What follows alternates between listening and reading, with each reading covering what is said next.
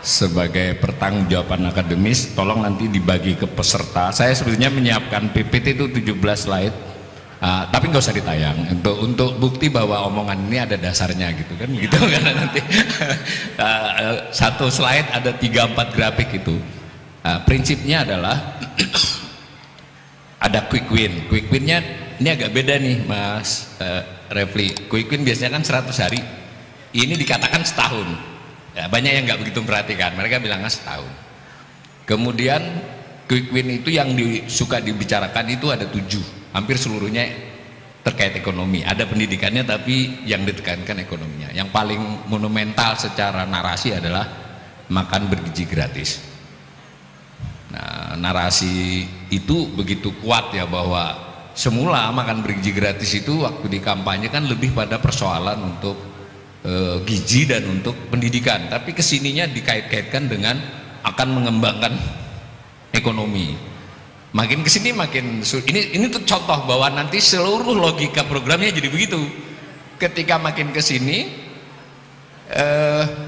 itu dieskalasi, akan membangun ekonomi sedemikian rupa, tapi ternyata berasnya mau impor. Memang harus impor berasnya, nggak mungkin, karena jumlah beras, produksi beras dengan konsumsi beras itu nggak imbang. Kemudian susu itu sudah pasti kita sudah impor, ada di slide semua itu. Kemudian mau diganti apa kan? Lalu bahkan yang aneh lagi itu ada rencana mau mengundang investor asing untuk nanti ikut mengelola. Dan terakhir kemarin saya sudah ditanya juga oleh Tempo itu mau mengimpor sapi perah, Bang Dula. Silakan saudara-saudara googling apa ada ekspor impor sapi perah yang signifikan di dunia ini. Ya kan nanti kalau dia diimpor emang mau keluar susunya di kapal. Jadi itu kalau ada ekspor impor sapi perah itu pasti bibitnya, dan itu untuk kasus Indonesia juga belum dilakukan. Nanti karena banyak masalah, kalau sapi pedaging diimpor dia agak kurusan dikit digemukin kan bisa Pak Jenderal, tapi kalau sapi perah kan belum tentu cocok. Jadi makin kesini makin dijelaskan makan bergizi gratis itu, nah bisa-bisa dia jadi cost center, itu jadi biaya bukan jadi hasil. Nah itulah yang tergambar dari keseluruhan konstelasi program. Sekian banyak pembicaraan itu, yang kurang adalah mimpinya oke itu 8% udah. Yang bantah bukan kita Pak Jenderal, yang bantah IMF itu. Cara nggak langsung IMF itu bantah, baru keluarin rilis Oktober tadi meramalkan ekonomi Indonesia itu sampai 2029 hanya paling tinggi tiap tahun tuh 5,07, bukan 5,1 loh. Nah itu jadi ya bagaimana caranya kan. Kemudian intinya mimpi-mimpi itu tidak berdasar pada tidak berdasar pada kondisi fiskal yang dimiliki. Jadi kalau orang itu boleh saja pengen bangun rumah, tadi udah contohnya benar banget tuh, pengen bangun rumah, pengen ini itu lah, tapi kalau duitnya nggak ada, nggak ada kita, karena kita benar-benar defisit ya. Jadi satu persoalan serius yang sedang dihadapi oleh pemerintah ini adalah nggak punya duit Pak. Nah lalu ada narasi mau ngambili dari yang ngemplang pajak.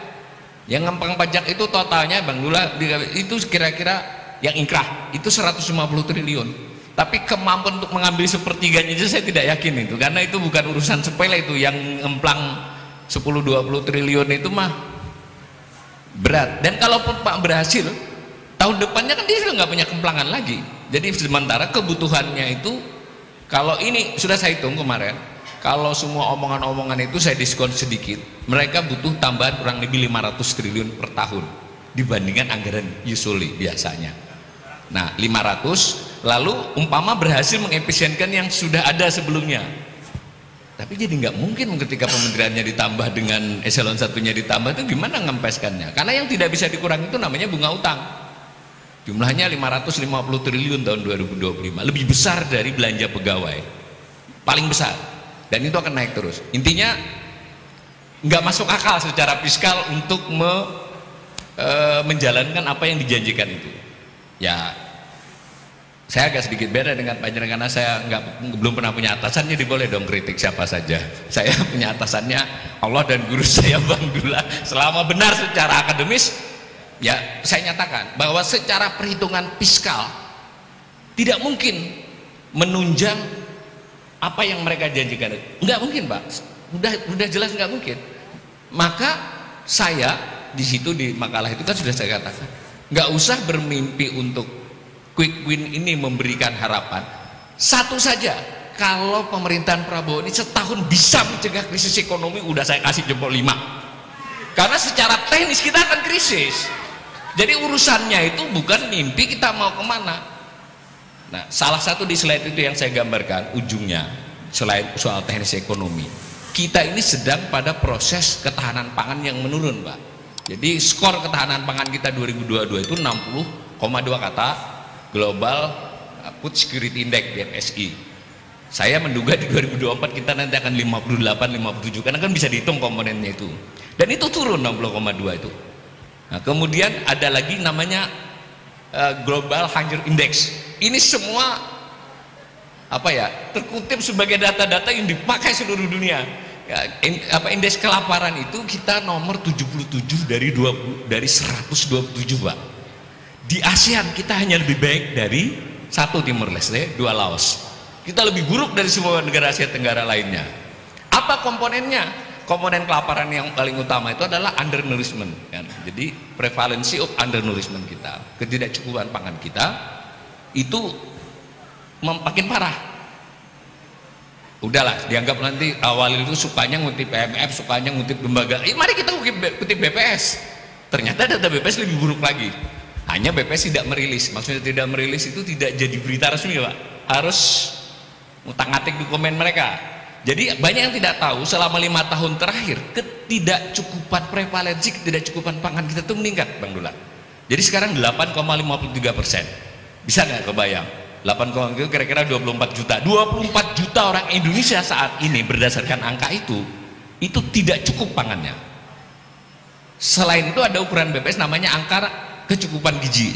Jadi saya pindah aja semua itu, ada argumennya di sana ya. Kita masuk ke sini, angka kecukupan gizi itu Permenkes 2100 kilokalori per hari, kemudian 57 gram untuk protein. Apa yang terjadi? Saya ekonom, jadi dibagi penduduk itu dibagi BPS 5 kelompok, 20 jadi kuintil 1 sampai kuintil 5, Pak. Jadi dibagi 5 kelompok. Kalau yang sini nggak tahu nih, saya masuk kuintil 1, Bang, agak dikit kuintil 1. Tadi termasuk kelas menengah yang turun, karena udah nggak diundang lagi kemarin gara-gara dukung Anies kan, nggak pernah diundang lagi saya kemana-mana. Sekali diundang sama Yani nggak ada honornya pasti sudah kan. Ya. Jadi kembali ke AKG tadi, ini menarik sekali dan itu BPS loh, Bang Dula.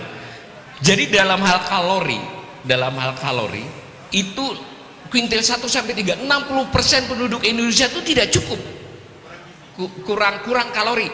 Dalam hal protein mungkin karena banyak ikan segala macam itu hanya 2 kuintil 40.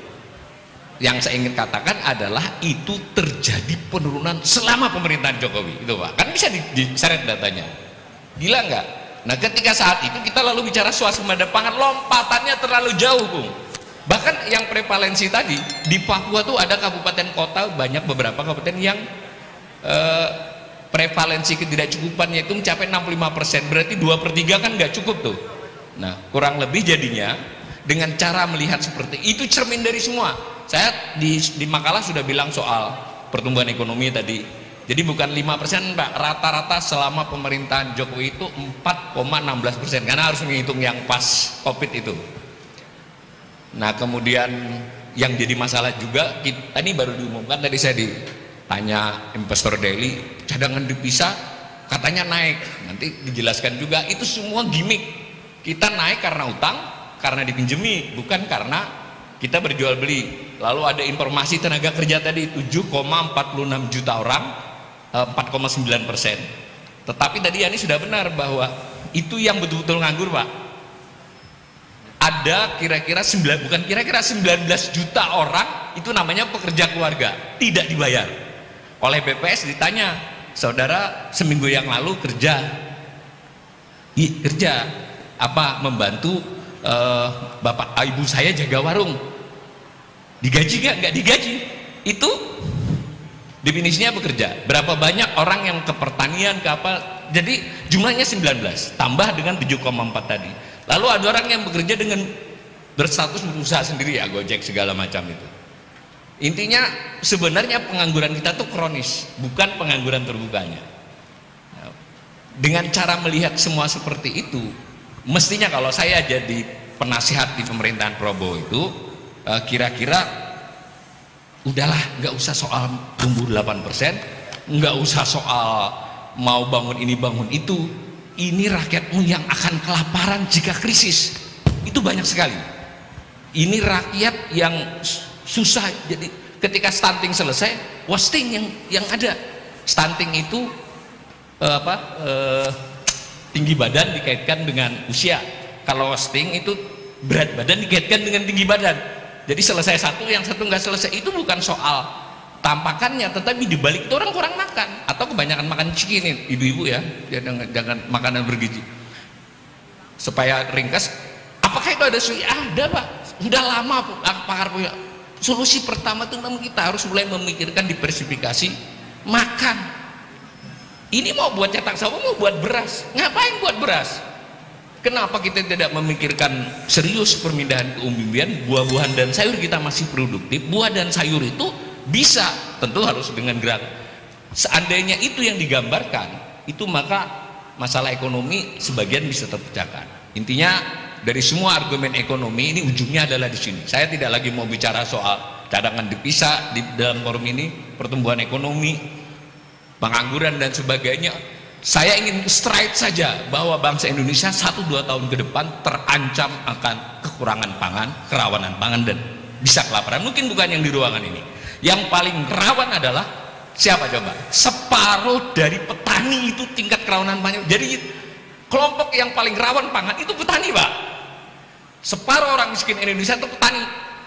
Mungkin ini juga kritiknya buat Mas Sumi, karena ini ulang tahun Mas Sumi. Saya pendukung Mas Sumi secara moral, bahwa masalah kita semua ini adalah kita tidak punya pemilih di petani Pak. Mungkin juga mengulangi kesalahan kita di tahun 50-an itu. Jadi mungkin yang harus dipikirkan oleh gerakan-gerakan perubahan ini adalah, dan yang penyebab kemenangan pihak tertentu kemarin di Pilpres juga adalah pedesaan itu. Nah, ya kan ada kaitannya, orang nggak punya lapar itu. Maka kedepannya menurut saya mestinya pemerintahan Prabowo ini nggak usah mimpi lah. Ya mimpi boleh aja, tapi dilewati dulu 2025. Silakan catat ini. Menurut saya kalau mereka bisa mencegah krisis, memitigasi krisis 2025 aja secara ekonomi udah oke banget. Secara teoritis kita akan krisis, dan ini diperparah dengan dipilihnya Trump. Ya Trump ini nggak bisa ditebak, kira-kira begitu kalau menurut saya. Ya kelihatannya, kalau tadi ada yang nanya juga wartawan, ya kalau soal perdagangannya dia protektif, itu bisa diatasi semua. Yang nggak bisa diatasi tiba-tiba dia ngajak perang yang lain kan. Kalau udah perang urusannya kita yang kena imbas. Jadi saya tutup perayaan ini bahwa bangsa ini sekarang mestinya seoptimis apapun itu mesti kembali ke akar masalah, bahwa separuh dari penduduk kita itu masih bermasalah dengan makan.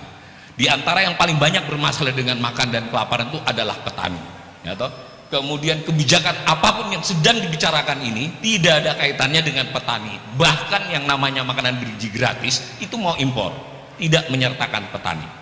Nah, dengan demikian Mas Sumi dan kita-kita semua ini harus mulai bersuara lebih keras. Dan mungkin saya usul nih Mas Sumi biar acara bersepuluh bertujuh di desa aja lah kita, Mas. Boleh ikutlah saya, asal dekat-dekat aja, jangan jauh-jauh. Kalau saya nggak mau Kalimantan lagi, enak di Jawa soalnya. Gitu ya. Mudah-mudahan selamat ulang tahun kepada Mas Sumi. Kita tidak bisa menilai sesuatu itu dari jumlah orang, itu dari guru saya. Enggak. Sebenarnya ini juga harus kita ingatkan kepada diri kita semua ya, bahwa banyak godaan untuk soal biar menang, biar besar, biar apa. Nggak usah lah. Menurut saya kalau kita bisa komit terhadap nilai, terhadap perjuangan konsisten, menang kalah itu serahkan aja lah kepada Allah. Kalau memang sudah waktunya menang, dia menang. Mau kayak apa saja akan menang. Ini bukan, saya terus terang saja ke perimbangan, saya omongin ke Mas Anies, Mas, udahlah, kalau sampai ini nanti Allah akan beri jalan jadi presiden, jadilah, mau diapa-apain juga. Sama dengan Mas Sumi ini menurut saya, boleh saja orang bilang Mas Sumi ini suaranya sekian-sekian. Nah, tetapi siapa, kita tidak tahu ke depan. Karena itu saya saran nih, Mas Sumi sudahlah, lebih keras saja suaranya, yang penting tahu koridor hukumnya kan. Buat saya ada Mas, enggak, yang ekonominya siapa di sini? Buat Pak Almijan ya, Dokter Almijan, tandem saya. Mari kita buat rilis kalau perlu tiap minggu. Saya ikut bantu lah. Gratis ya. Khusus masukin gratis karena gak ada. Begitu, makasih. Itu bagian bercanda guru saya, teman saya, yakni Pak tokoh kita, Pak Jenderal. Makasih. Assalamualaikum warahmatullahi wabarakatuh.